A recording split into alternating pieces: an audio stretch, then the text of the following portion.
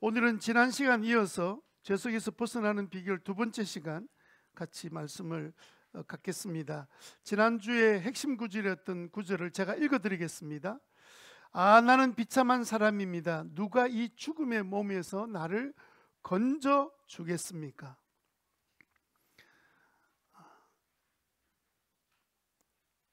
우리는 죄성을 가지고 살아가고 있는 인생입니다.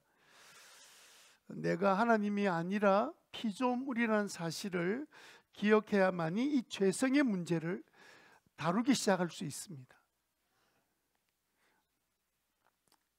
지난주에 좀 예를 들었던 성 프란시스가 하루 아침부터 저녁까지 기도하고 있을 때 제자들이 찾아가서 그 기도 소리를 들으면서 무슨 기도를 하시는지 들어보니까 두 가지였다고 말씀드렸죠. 두 가지가 뭐였나요?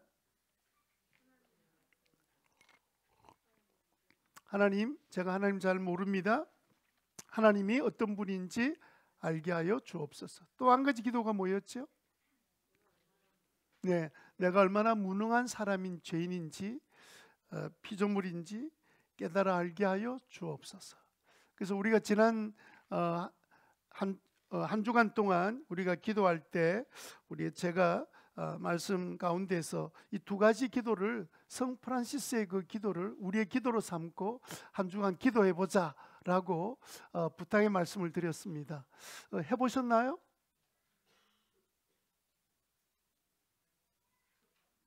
대답이 없으세요.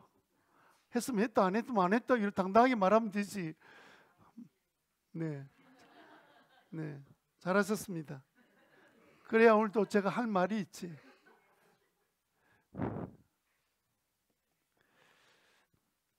여러분, 왜 그 기도를 우리가 해야 되냐면, 내가 죄성을 깨닫지 못하면 죄성의 문제를 해결할 길이 없어요.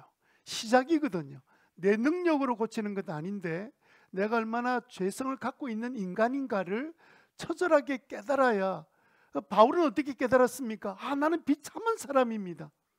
나를 어떻게, 누가 나를 건져주겠습니까? 그 정도의 자신이 죄인한 사실을 내가 자각하고 하나님의 은혜 아니면 어떻게 깨닫겠어요? 그러니까 믿음의 사람들을 가만히 보면 항상 자신의 약함, 죄성에 대해서 굉장히 민감했거든요.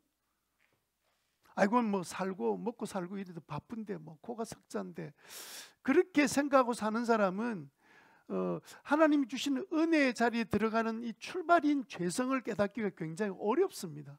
나보다 악한 인간들 얼마나 많은데. 네, 그렇게 하나님 앞에 말한다면, 여러분, 우리가 하나님 앞에 보면 높은 산에 올라가 비행기 타고 보면 밑에 있는 산이 아무리 높아도 그저 똑같아요. 뭐 우리는 저 머릿속에 뭐 어떤 누가 이 나라를 뭐 이러고 있죠. 나는요, 하나님 보실 때 똑같다고요. 그래서 여러분, 우리가 기도해야 될 것 중에 한 가지가 죄성이 내게 있다는 사실을 알고 깨닫고 내가 얼마나 죄인인지를 아는 것. 여러분, 우리가 내가 죄성이 있다고 생각하다가도 갑자기 내가 예기치 못했던 일을, 새로운 일에 한 가지 이렇게 뭐 발생을 하거나 딱 터지면 마음속에 불쑥하고 나오잖아요. 예? 그 죄성, 그 죄성을 여러분 있다는 사실을 한 주간 내내 정말 철저하게 체험하고, 게다가 내가 말씀으로 좀 살려고 하면 사라지지가 않는 거예요. 그게 죄성 때문에 온갖 생각들이 다 떠오르는 거예요. 내가 그렇게 할 시간에 내가 다른 것 하지. 온갖 방해들이 내 마음속에 떠오르는데 그 전부 다 어디서 나온 거냐면요, 내 평소에 갖고 있는 죄성이 나온 건데, 그 사실을 모르고 있으면 내가 하나님 앞에 나갈 수 있는 기회에 나가지 못하게 되는 거예요. 내가 죄성이 있다는 사실을 아는 것은 우리 신앙생활에 굉장히 중요한 일입니다.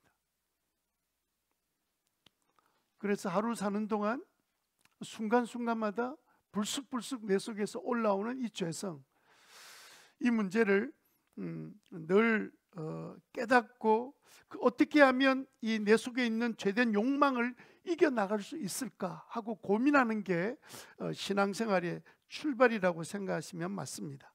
우리가 죄성을 통제하지 못하면 우리는 어떻게 됩니까? 네, 비참한 삶을 산다 그랬죠. 이번에 그 제주항공 비행기가 조류 충돌을 예방하지 못해서 랜딩 기어가 고장이 났잖아요. 그래서 추락했다가 또 이 멈추지 못하니까 저 끝에 있는 콘크리트로 만든 둔덕에 부딪히면서 181명 중에 딱 2사람만 살아나고 나머지는 다 죽게 되는 비참한 사고가 일어난 것 우리가 잘 알고 있잖아요. 추락의 광경이 얼마나 보는 사람으로 하여금 끔찍하고 두렵게 만들고 있습니까? 우리가 죄성을 통제하지 못하면 우리는 비참한 삶을 살 수밖에 없습니다. 그런데 내가 죄성을 갖고 있다고 자각한 사람은 어쨌든 이 죄성이 발동하지 못하도록 내가 무언가를 대처할 수 있는데 아무런 생각 없이 그냥 살아가면 늘 넘어지고 쓰러지고 엎어지는 삶을 살아갈 수밖에 없는 거죠. 왜 우리는 죄성을 이렇게 인식하고 통제하지 못하면 우리는 비참한 삶을 사는 이유가 뭐죠? 왜 우리는 비참한 삶을 살게 될까요? 쉽게 말하면 왜 우리는 죄성을 통제하지 못할까요? 그 이유는 간단합니다. 우리가 하나님인 줄 알고 하나님이라고 나는 생각하는 사람 아무도 없죠. 그런데 내가 하나님 위치에 앉아가지고 내가 모든 것들을 내가 원하는 대로 그냥 모든 일을 통제하면서 살려고 하니까 그게 죄성에서 나온 건데, 근데 그것 때문에 우리가 비참한 삶을 살기 때문에 내가 피조물인 내가 하나님 흉내를 내면 이 죄성이 저절로 나올 수밖에 없다는 사실을 우리에게 깨닫게 해주는 거잖아요. 한번 물어보십시다. 결혼하신 분들, 아내와 남편이 자기 하고 싶은 대로 하고 산다면, 각자가 자기 하고 싶은 대로 산다면 가정이 어떻게 될까요? 비참해지는 거죠. 아내도 자기 하고 싶은 대로 살고 남편도 자기 마음대로 살고 이렇게 살면 결과적으로 나타나는 것이 지난 시간에 말씀드렸던 것처럼 두려움이 생기고요, 좌절과 결국 실패하는 삶, 한마디로 비참한 삶을 살게 되는 거죠. 그래서 우리는 이 죄된 욕망인 죄성을 해결해야만이 우리 인생이 하나님이 원하시는 그 축복된 인생을 살아갈 수 있는 겁니다. 그래서 우리는 지난 시간에 우리의 죄성을 어떻게, 이 죄성의 문제를 어떻게 해결할 것인가, 어떻게 하면 죄성을 통제할 수 있느냐 해서 지난 시간에 두 번째 우리가 생각했던 게 뭡니까? 죄성을 우리가 통제하는 사람이 되려면 뭘 해야 돼요? 네, 자기 분수를 알아야 되는 거죠. 자기 분수를 안다는 말이 뭡니까? 자기가 누군지를 정확히 안다는 뜻입니다. 지난 역사를 한번 거슬러 보세요. 지난 역사, 인류의 역사를 거슬러 보면 사람들은 자기 인간 존재를 알기 위해서 굉장히 부단한 노력을 했습니다. 그렇게 노력했기 때문에 철학자 소크라테스는 뭐라고 말했습니까? 네 자신을 알아라. 그죠? 네 자신을 알아라. 손자병법에서는 뭐라고 말합니까? 자신을 알면, 적과 싸우면 백전백승할 수 있다. 자신을 모르기 때문에 전쟁에 나가면 실패한다. 자신 아는 것이 절대로 쉽지 않다는 것을 옛날 오래전에 살았던 사람들이 다 알고 있는 거예요.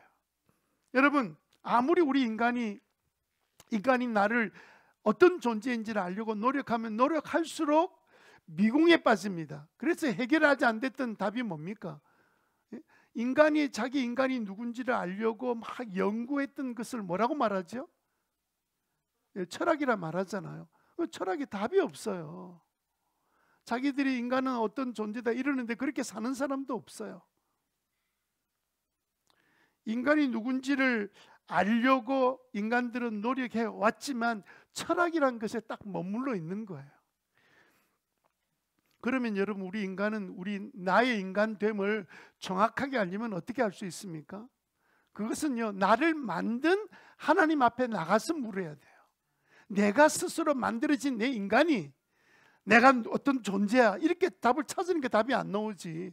나를 만드신 하나님 앞에서 나는 도대체 어떤 존재입니까?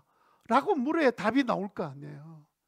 여러분, 그래서 우리가 내가 어떤 존재인지를 정확히 알려면 내가 하나님 앞에 나아가야만이 내 존재가 누군지를 알게 돼요. 왜 하나님이 우리 인간을 만드셨는지, 나는 어쩌다가 이렇게 되었는지, 왜 나의 삶 가운데는 이렇게 비참한 인생이 쉼이 없이 계속 이어져 가고 있는지, 그 이유를 하나님 앞에 물어야 답이 나오는 거거든요. 하나님은 뭐라고 우리 인간을 정의하실까요? 마음은 어리로되 육신이 약한, 능력이 없는 피조물이라고 대답하시죠. 이 한마디로 말하면 하나님을 통해서 알게 된 우리의 분수는 뭐냐면, 우리 자신이 하나님이 아니기 때문에 통제하려고 하지만 통제할 능력이 없고, 오히려 통제하려고 하다가 비참한 관계에 빠진다. 여러분들이 누군가를 은근히 칭찬을 하든 무슨 방법을 하든 위협을 하든 통제를 시작하면요, 그때부터 모든 관계는 다 깨어져요. 관계만 깨어지면 되는데 관계만 깨어집니까? 나의 심리적인 마지노선까지 무너져 내립니다. 그래서 여러분, 우리가 분수를 안다는 것은 결과적으로 내가 하나님이 아니고 피조물이라는 사실을 아는 겁니다. 그래서 언젠가 하나님 앞에 간다는 사실도 우리가 깨닫게 되는 거죠. 그래서 여러분, 우리가 분수를 아는 첫걸음은 내가 얼마나 무력한 존재인지를 알아가는 거예요. 나는 능력 있는 존재가 아니구나. 그래서 우리가 하나님 앞에 딱 서게 되면 나의 존재를 알게 되죠. 세 가지 정도는 우리가 알 수 있다고 말씀을 드렸습니다. 첫 번째, 뭘 알아요? 나는 과거를 바꿀 능력이 없는 자다. 사실 알지요. 두 번째, 뭘 안다고 말씀드렸나요? 나는 다른 사람을 통제할 능력이 없다. 세 번째는요, 나는 내가 원하지 않는 이 해로운 습관과 이런 행동을 극복할 능력이 내게는 없다는 사실을 알게 되는 거죠. 여러분, 이게 아는 것이 나를 비참하게 만드는 게 아닙니다. 오히려 나는 이런 일들을 행할 수 없는 존재구나 라는 사실을 깨닫게 되는 거예요. 여러분, 왜 우리는 우리의 죄성이 있다는 사실을 해결하려면 우리의 분수를 알아야 됩니까?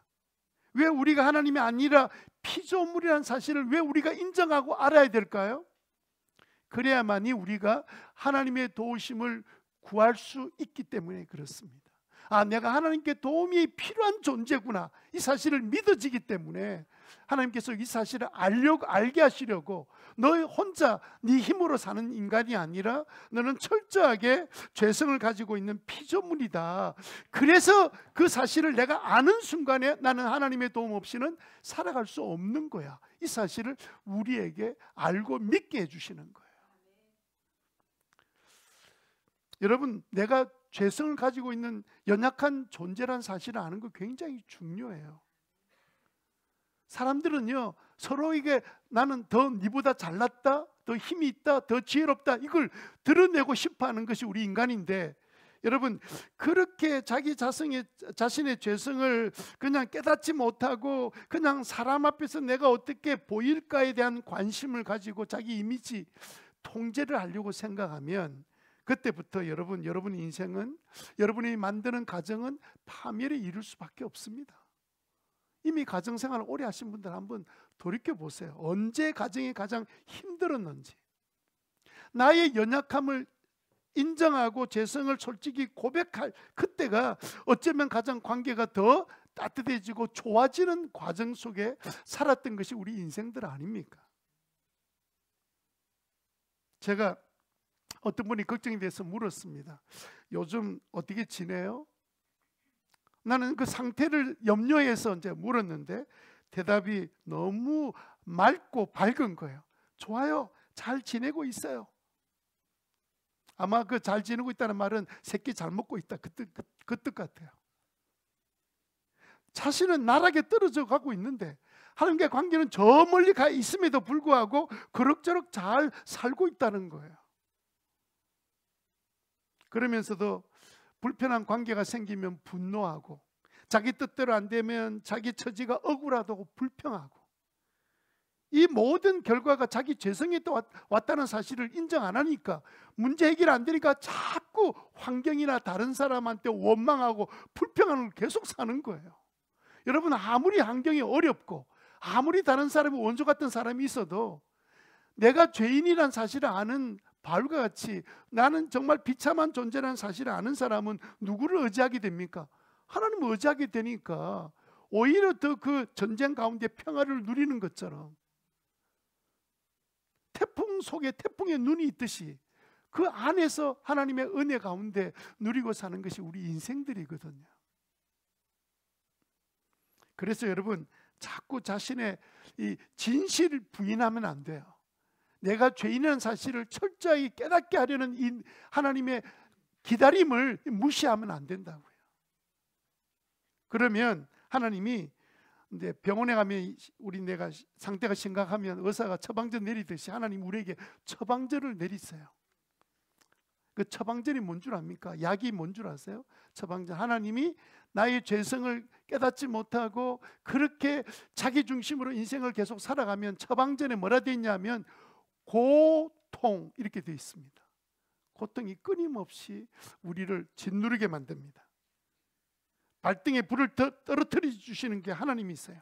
사방이 막혀서 아무것도 할 수 없는 상황 가운데 우리를 그냥 내버려 두십니다. 여러분, 인간은 희한하게도 자신의 한계에 딱 부딪히고 육신의 고통에 답답하기 시작하면 그제서 하늘을 바라보면서 하나님을 찾는 것이 우리 인간이라는 것을 하나님이 너무도 잘 알고 계세요. 아무리 자기 죄성을 부인하다가도 막다른 골목 고통의 한가운데 딱 들어가면 비로소 그때는 하나님을 생각하기 시작하는 거예요. 진작에 그러면 얼마나 좋습니까만은 우리는 그것조차도 잘 통제를 잘 못해요. 그러니까 우리는 참 무능한 피조물이다라는 이 존재임을 깨닫게 하시려고 하나님이 사용하시는 세 가지 도구가 있습니다. 그 첫 번째는요, 위기감을 만드세요. 위기, 내가 위기에 처해 있구나. 쉽게 말하면 질병이나 스트레스나 실직 등을 통해서 나는 그 스스로 위기감을 느끼게 만드시는 거예요. 그렇게 안 하면 자기 죄성을 인정하고 하나님께 나오지 않기 때문에. 두 번째는요, 직언, 사람들이 말하는 직언을 듣게 만듭니다. 직언. 갑자기 주변 사람들이 나의 문제를 지적하는 거예요. 너 그렇게 하면 안 돼. 너 계속 그러고 있는데 계속 그 자리에 머물러 있으면 안 돼. 너 지금 새롭게 시작하는 게 어때? 너 다시 하나님 앞에 좀 나와야 되지 않겠니? 평소에 듣지 못했던 말을 한 사람에게 듣는 게 아니라 계속 여러 가는 데마다 그런 말을 듣고 있으면 그때는 하나님이 사람들을 통해서 나한테 지금 경고하고 계신다. 사람들이 평소에 하지 않던 말들을 하게 되면 정신을 바짝 저게 뭔데 내한테 저런 소리 해. 그런 마음도 들지만 동시에 기억해야 될 게 뭐냐면 혹시 하나님이 사람들을 통해서 내게 말씀하는 게 아닌가? 목자 목녀를 통해서 내게 말씀하는 게 아닌가? 그렇게 생각하셔야 돼요. 미국 텍사스에 가면 이거 유명한 속담이 하나 있습니다. 한 사람이 당신을 말 엉덩이 같다라고 말하면 무시하라 그래요. 한 사람이 그렇게 말하면. 근데 두 사람이 당신은 말 엉덩이 같아 이렇게 말하면 그때는 거울을 한번 보라는 거예요.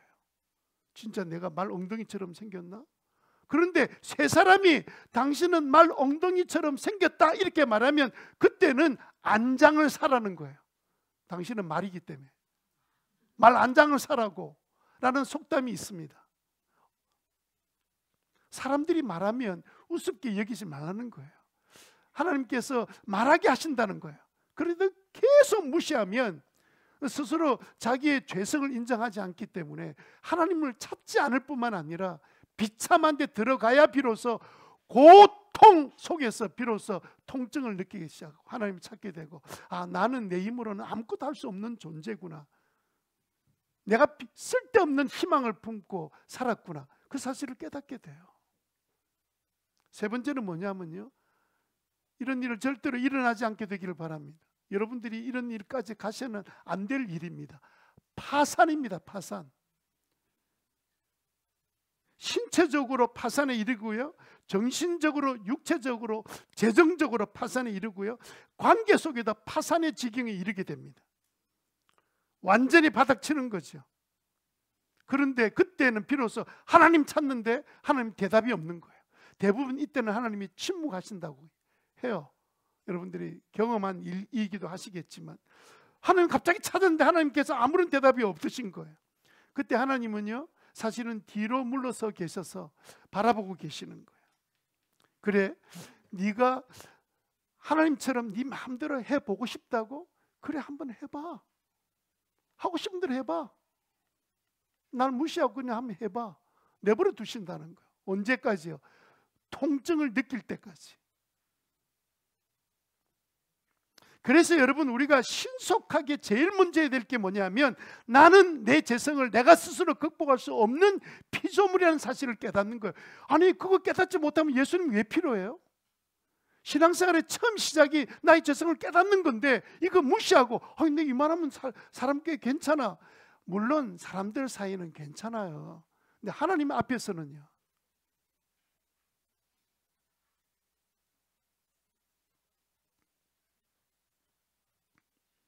그래서 여러분, 나는 내 삶을 통제할 수도 없고 내 자녀나 남편도 아내도 통제할 수 없음을 인정해야 합니다. 이것을 한 단어로 말하면 현실인식의 원리라 그래요. 현실인식, 현실이 어떤 것인지 정확하게 인식하는 것의 원리가 뭐냐면 내가 할 수 없다는 사실을 깨닫는 거예요. 단어가 어려운 말이지만 일반적으로 사회에 쓰는 단어입니다. 현실인식의 원리 중에 가장 중요한 것은 내가 누군지를 아는 거예요. 내가 얼마나 연약한 존재인지를. 왜 하나님께서는 내 분수를 알게 만드시고 계실까요? 왜 하나님께서는 내가 피조물이라는 사실을 알게 하시려고 그렇게 고통이란 것까지 사용하실까요? 그래야 비로소 하나님의 도우심을 믿기 시작하기 때문에 나는 하나님의 도움 없이는 살아갈 수 없는 존재로 만들어졌다는 사실을 깨닫기 때문에. 그래서 여러분들이 뭘 좀 돈이라도 갖고 안전하기 때문에 여러분들이 죄성을 인정하지 않는다면 어느 날 하나님께서 그것조차도 거두가실 거예요. 왜? 인간은 희한하게도 고통을 느껴야 비로소 그때 자기 죄성을, 연약함을 인정하고 하나님을 찾기 때문에 그래요. 그런 나락에 떨어지는 그런 일들이 여러분에게 일어나지 않게 되기를 바랍니다.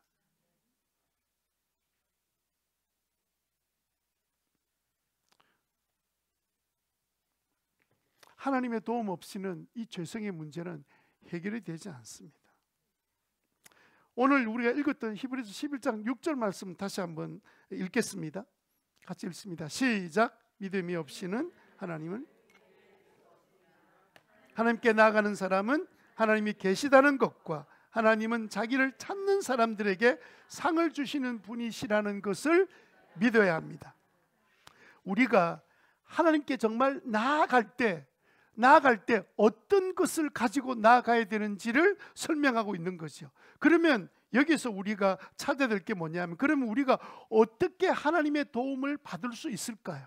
라는 질문의 답을 찾을 수 있습니다. 첫 번째로 하나님을 인정해야 돼요. 여기 보니까 하나님께 나아가는 사람은 하나님이 계시다는 것을 인정해야 된다고 말하지 않습니까? 하나님이 계신다는 사실을 인정할 것처럼 보이지요, 모든 사람이. 심지어는 내가 하나님 믿는다고 말하는 사람들도 어떤 문제 딱 봉착하면 하나님이 안 계신 것처럼 행동하고 말하고 계획합니다. 하나님 안 계신 거예요, 사실은. 그냥 내가 머리로 하나님 평소에 믿고 있다가 정작 내 삶의 현장에서는 하나님이 인정 안 하니까 그때부터 내 고민이 시작되는 거죠. 요즘 과학이 발달된 미국에서는 무신론자가 확 줄었다는 통계가 나왔습니다. 갤럽 조사에 의하면 미국인의 96%가 하나님의 존재를 믿는다라고 말하고 무신론자라고 자처하는 사람은 인구 전체의 2%에 불과하다는 통계, 이 설문조사의 통계가 나왔습니다. 말이 안 되잖아요. 아니 그 미국이 그 하나님이 없는 것처럼 살아가는 사람이 굉장히 많이 있는데, 근데 여러분 그 이유를 설명했는데, 이유를 뭐라 설명했냐면, 왜 그러냐면 지난 50년 동안 우주에 대해서 더 많은 것들을 알기 시작하면서 사람들은 비로소 과학적 발견을 통해서 우주를 알면 알수록 목을 뻣뻣하게 세우면서 모든 것이 우연히 생겨서 라고 주장하던 주장을 할 수 없게 돼버린 거예요. 컴퓨터가 막 발전이 됐습니다. 그리고 이제 AI까지 이제는 등장했습니다. 컴퓨터의 발전이 AI로 간 거잖아요. AI 통해서 우주와 사람이 우연히 만들어졌느냐라는 질문을 하면 답이 나오는 거예요. 그래서 제가 어제는 A-라는 AI에게 물었습니다. 인간의 생명체가 자연적으로 발생할 확률은 얼마나 되느냐라고 물었는데 답이 나왔습니다. 답을 보여드릴게요. 1 그다음 10, 그다음 위에 요즘은 되게 웃는 표시 하나 이게 있지, 그죠? 수학 공식이 하나, 요런 새로 생긴 수학 공식입니다. 120. 이게 뭐냐면요, 밑에 분수로 말하면 10에다가 동그라미가 120개 계속되고 난 분의 1. 100분의 1도 굉장히 희박하고 10,000분의 1도 희박한데 도대체 공이 120개면 숫자가 계산이 됩니까? 그것의 분의 1 정도면 가능성이 있다는 거예요, 없다는 거예요? 그러니까 이 가능성은 전혀 없는 라고 말할 수는 없고 너무 희박하다라고 대답을 해놨습니다. 이 AI에서 나온 답입니다. 아주 성경에 가까운 답을 내놓은 겁니다. 제가 이렇게 물었습니다. 우주가 우연히 발생할 가능성은 얼마나 됩니까? 라고 답이 뭐냐면 거의 없습니다 라고, 그 결론적으로 설명이 많이 나와 있습니다. 뭐 인간은 빅뱅 이론을 빅뱅 이론이라 돼 있어요. 빅뱅 이론을 지금 사람들이 주장하고 있으나 뭐 설명을 쫙 해놨는데 맨 끝에는 뭐냐면 그러나 그럴 가능성은 거의 없다라는 것이 AI의 답입니다. 여러분, 우주가 우연히 발생할 가능성이 거의 없다는 거예요. 그러니까 여러분, 이런 상황 가운데서 우리가 창조주 하나님을 믿는 것보다 믿지 않으려면 더 큰 믿음을 가져야 돼. 말도 안 되기 때문에 불가능한 일을 내가 믿기로 작정하고 이거 하나님 없이 스스로 존재했다, 이걸 믿으려면 엄청난 믿음이 있어야 되는 거예요. 예를 들어서 여러분, 시계를 분해해 가지고 봉지에 넣고는 막 돌려서 어느 순간에 완전한 시계로 조합될 가능성은 몇 프로냐면 똑같습니다. 거진 없습니다. 그런데 여러분, 우주보다, 우리가 생각하는 시계보다 더 복잡한 인간이 갖고 있는 이 단백질의 구성이나 인간의 사고나 능력이 이렇게 만들어지는 것이, 이것도 불가능하다 그러는데, 시계도 조립되는 게 어떻게 인간이 이렇게 될 수 있느냐는 거예요. 그래서 AI가 대답한 겁니다. 저걸 뭐라고 계산해야 됩니까? 밑에 분수를 120분의 1? 동그라미가 120개입니다. 이거는요, 이미 성경에도 기록된 말씀이에요.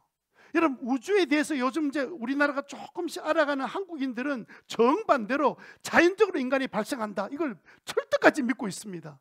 근데 여러분, 우리도 이 우주선 보내고 우주에 대한 과학이 발전하면 발전할수록 저는 절대로 우주는 우연히 만들어질 가능성이 없다는 쪽으로 다 갈 거예요. 로마서 1장 20절에 뭐라고 말씀하셨습니까? 같이 한번 읽어보겠습니다. 로마서 1장 20절 말씀 시작. 이 세상 창조 때부터 하나님의 보이지 않는 속성, 곧 그분의 영원하신 능력과 신성은 사람이 그 지으신 만물을 보고서 깨닫게 될 수 있습니다. 그러므로 사람들은 우주는 그냥 이거 뭐 태양이나 뭐 달 정도로 있는 줄 알았더니, 우주를 연구할수록 우주가 어마어마하게 커서 빛의 속도로 1억 광년을 가야 우주 끝이 보이면 이게 도대체 어마어마하게 큽니까? 그걸 알면 알수록 이게 어떻게 우연이 되냐 라는 생각을 할 수 없는 시대가 돼버린 거예요. 과학이 발전하면 발전할수록 하나님이 이 지으신 만물을 보고서 인간은 알면 알수록 깨닫게 되는데, 그래서 사람들은 나중에 뭐 할 수 없다고요? 하나님 믿지 않는 이유에 대해서 핑계를 댈 수 없다. 시편 14편 1절과 53편 1절에 어리석은 사람 마음속으로 하나님이 없다. 그러니까 이게 AI도 그렇게 말하지 않는 일을 자기가 하나님 없다 그러니 어리석다 말하는 것이, 이것도 언제의 이야기, 성경에 기록된 이야기입니까? 3000년 전에 기록한 내용이잖아요. 오늘 그 신천수 씨 간증을 듣고 이 이야기를 했어야 되는데, 하나님이 신천수 씨를 변화시킨 과정을 이렇게 보면 하나님 안 계시고 어떻게 그게 가능해요? 수많은 사람들이, 여기 앉아있는 사람 중에 어떻게 예수 믿을 수 있었어요? 하나님 여전히 수많은 사람을 이 땅에서 변화시키고 계시잖아.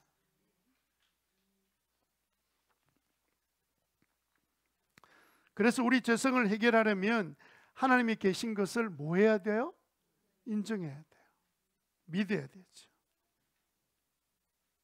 뿐만 아니라 더 중요한 것은 하나님이 계신다는 것으로 끝나면 안 되고 어떤 분이신지를 이해하는 게 중요하지요. 그래서 두 번째로, 여러분, 우리는 하나님의 능력을 믿어야 되고요, 하나님의 마음을 믿어야 됩니다. 하나님의 마음과 하나님의 능력을 믿어야 돼요. 하나님이 어떤 분인가 라고 아는 것은요, 나의 상처나 습관이나 고칠 수 없는 심리적 장애나 모든 문제를 극복하는 데 결정적인 역할을 그분이 하실 것이기 때문에 우리 하나님의 능력, 하나님의 마음 아는 것이 굉장히 중요합니다. 여러분, 하나님의 능력이 엄청나게 크다는 것을 안다 합시다. 근데 그분이 나한테 아무 관심이 없다면 무슨 일이 일어나겠습니까? 그런데 다행스럽게 하나님은 우리에게 관심을 갖고 계신 거예요. 하나님은 나를 고쳐주기를 원하시는 거예요. 하나님은 모든 상황을 다 알고 계시는 줄 믿습니다. 나의 습관과 상처와 심리적 상태와 내가 갖고 있는 좋은 점과 나쁜 점, 나의 결혼 생활이 얼마나 지옥 같은지 아무도 모를 거야 이렇게 생각하고 있는데, 하나님이 아니야, 나는 알고 있어. 나는 결코 겪고 있는 이 우울증과 공황장애와 그 공포를 아무도 모를 거야 이렇게 생각하는데, 하나님이 아니야, 나 다 알고 있어. 하나님은 다 아실 뿐만 아니라 다 고쳐주기를 원하시는데, 이사야 57장 17절 말씀 제가 읽겠습니다. 오늘 여기는 뜨지 않을 거예요.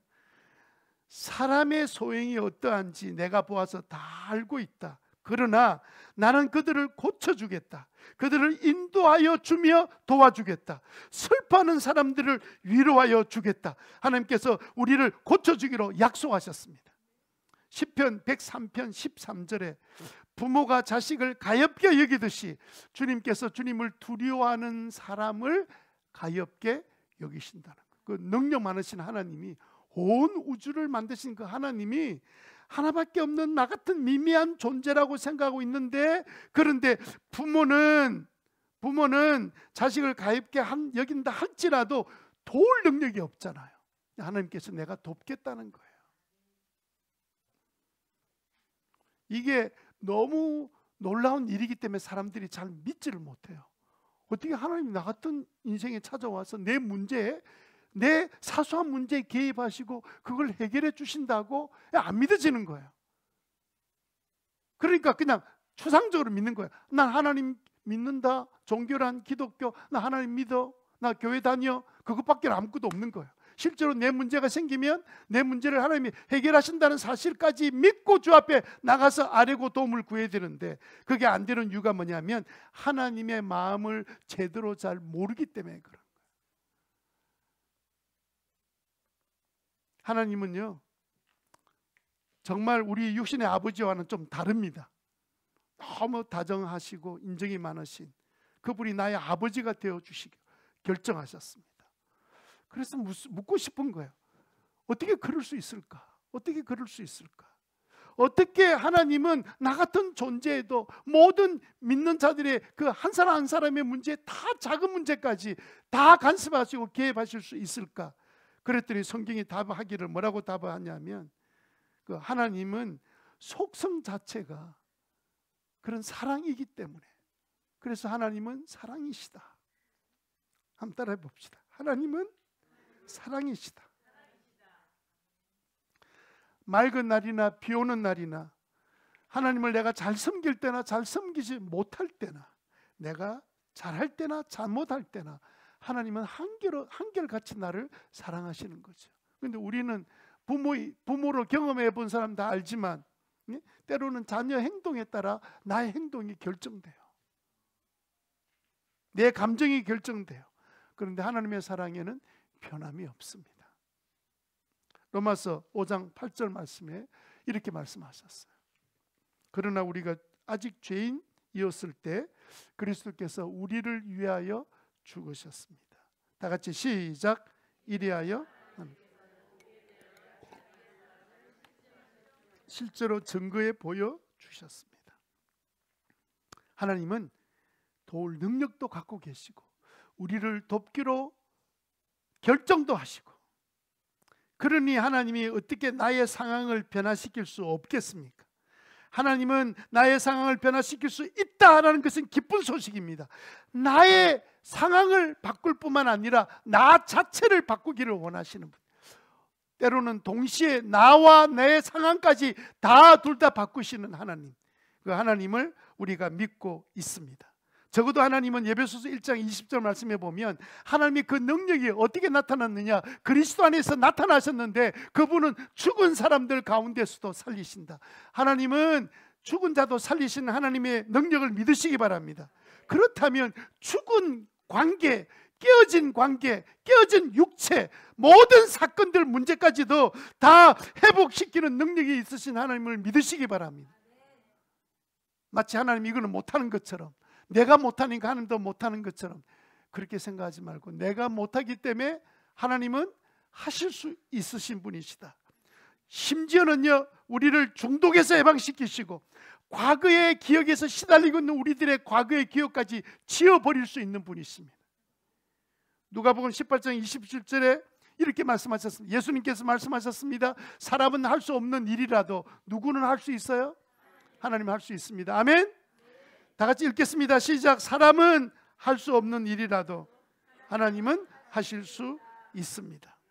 자, 우리는 두 가지를 생각했습니다. 하나님을 인정해야 되고, 하나님의 능력과 그 마음을 우리가 알 때 우리는 하나님께 도움을 구할 수 있는 거죠.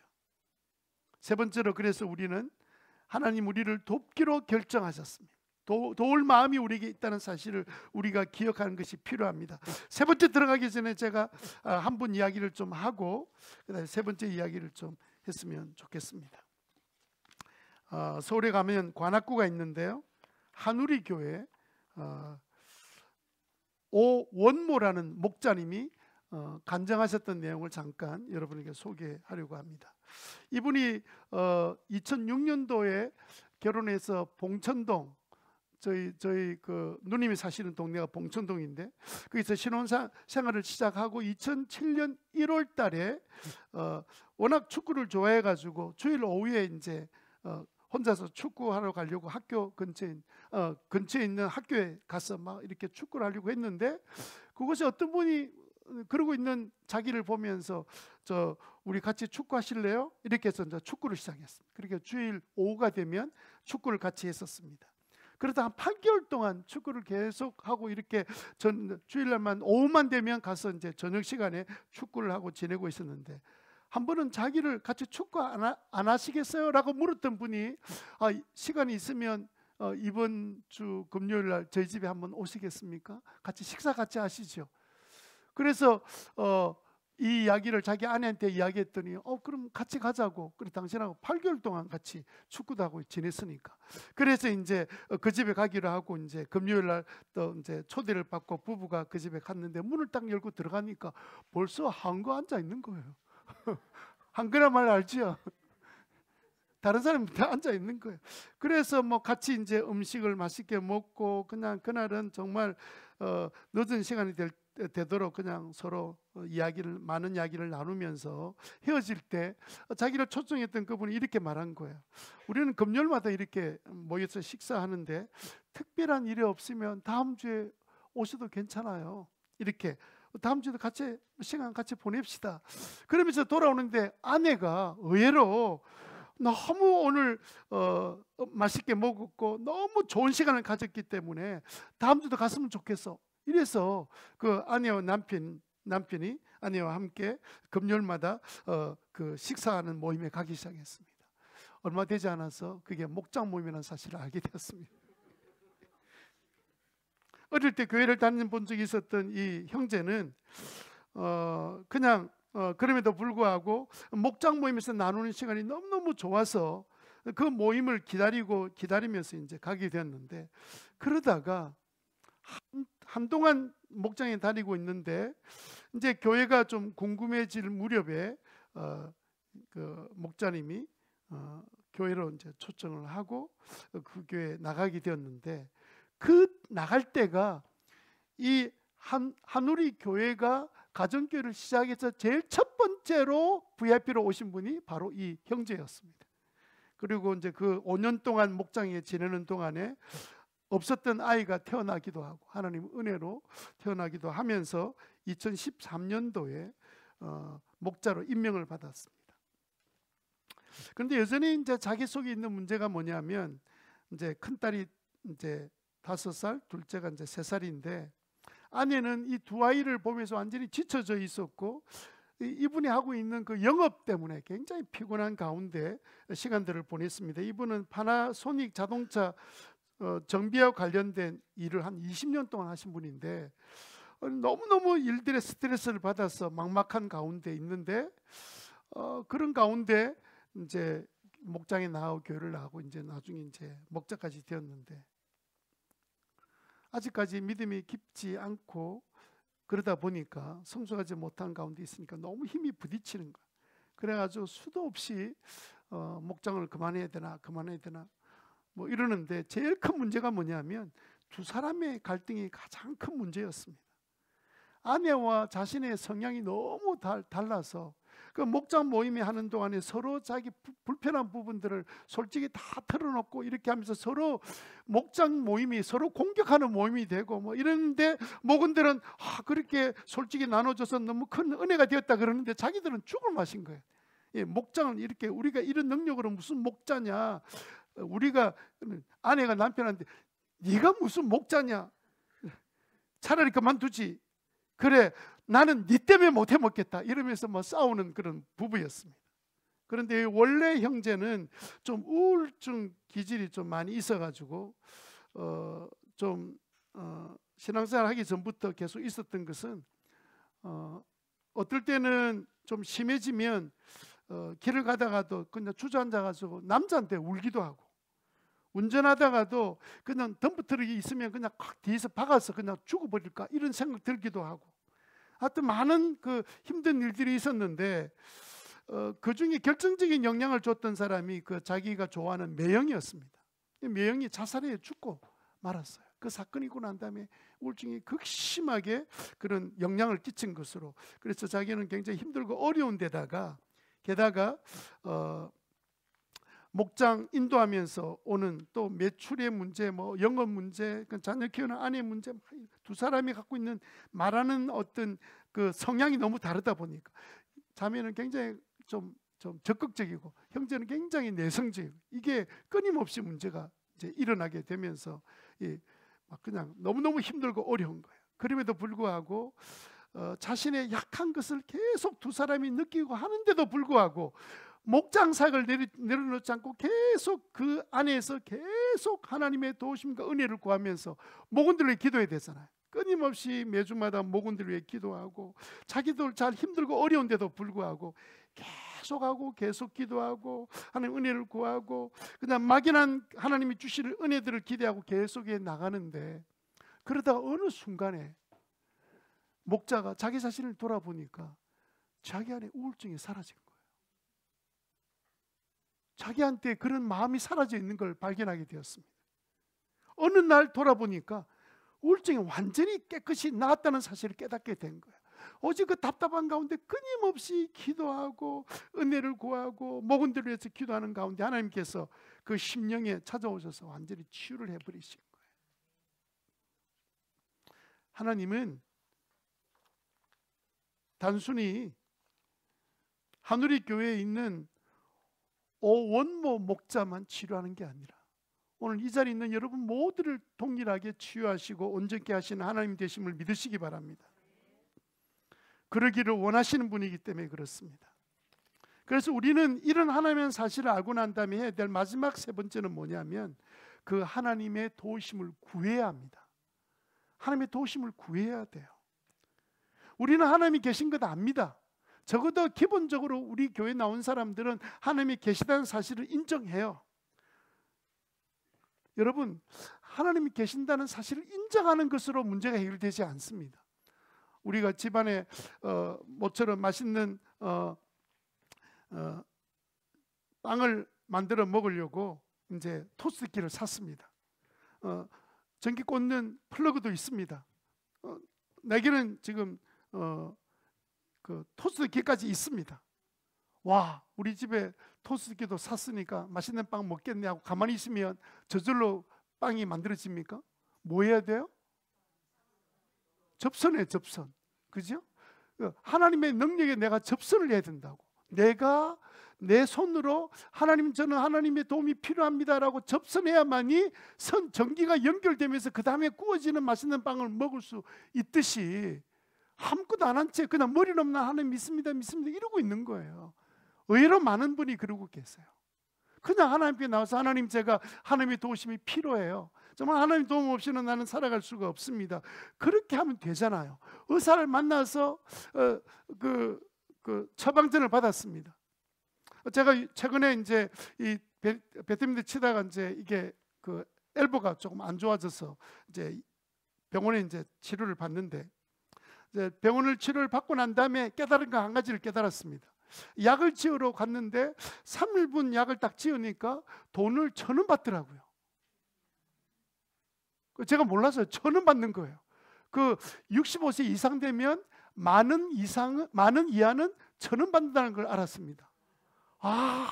그래서 그것도 모르고 그 다음에 이제 바쁘다고 이제 약을 한 5일분 이렇게 지었더니 돈이 4,000원이 나오는 거예요. 뭐 때문에 그런 거 이상하게 이해가 안 되잖아. 똑같은 약국에서. 이 사람들이야.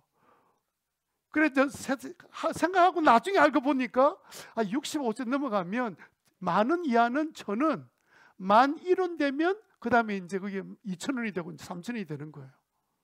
약값을 그렇게 계산하더라고요. 그 약 다 지어왔습니다. 안 먹으면요? 안 먹으면 어찌 되는 겁니까? 이한희 권사님, 안 먹으면 어찌 됩니까? 박보수 목자 지금 감기에 심해가지고 지금, 아니 약 치고 처방을 받아와도 안 먹으면 아무 소용이 없어요. 하나님께서 우리를 사랑하시고 능력 갖고 계시면서 우리를 도우려고 결정을 다 하시고, 당신의 아들까지 희생까지 다 하시고 교회까지 세우시고 말씀을 다 전해주셨는데도 불구하고 내가 하나님 날 도와주세요 이 간구를 직접 하지 않는다면 하나님이 몰랐어가 아닙니다. 네가 믿음으로 내게 구하는 거야. 적어도 나에게 찾아오는 사람은 하나님이 계신 것을 먼저 믿고 그 다음에 찾는 자에게 상 주시는 하나님, 찾는 자에게 응답하시는 하나님, 찾는 자에게 능력을 행하신 하나님을 믿어야 할지니라. 그게 히브리서 11장 6절 말씀이에요. 우리는 머리로만 믿고 있는 거 아니에요?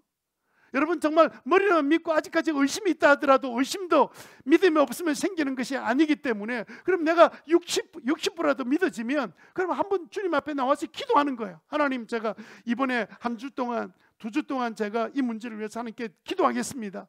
기도를 시작하는 거예요.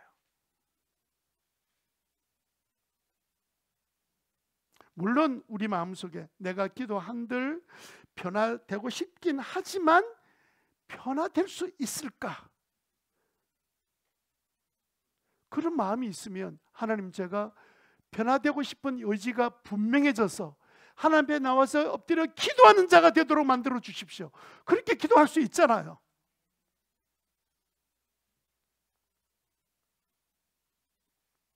하나님 우리를 기다리고 계십니다. 우리가 구하기만 하면, 우리가 다음 주에 생각할 것은 하나님이 어떻게 도우신지에 대한 말씀을 드릴 텐데, 디모데후서 1장 7절 말씀 우리 같이 읽겠습니다. 힌트가 되는 구절을 같이 한번 읽겠습니다. 시작. 하나님이 우리에게 주신 것은 오직 능력과 사랑과 절제하는, 우리가 하나님 앞에 이 말씀을 믿고 내가 하나님께 도움을 구하면 하나님의 능력이 우리의 삶 가운데 나타나기 시작하고, 더 나아가서 하나님은 우리를 사랑을 이미 하신 그 하나님이 나도 사랑할 수 있는 사람으로 변화시켜 주시고 게다가 이제는 절제가 안 됐는데, 절제가 뭡니까? 해야 될 일은 하고 안 해야 될 일은 안 할 수 있는 그 능력, 그게 없어서 전부 다 우리가 맨날 죄성에 빠져서 살잖아요. 근원적인 죄성의 문제를 해결할 수 있는 절제하는 능력을 주시겠다고 말씀하고 계시잖아요. 여러분, 이 능력을 체험하게 되기 바랍니다. 죄성의 문제는 내가 해결한 것이 아니에요. 하나님이 해결해 주시기로 결정하셨어요. 나의 연약함, 나의 답답함, 부족함, 나의 문제, 모든 것 주님께 아뢰어 고침받는 그런 은혜가 저와 여러분 가운데 있게 되기를 주님 이름으로 축원합니다.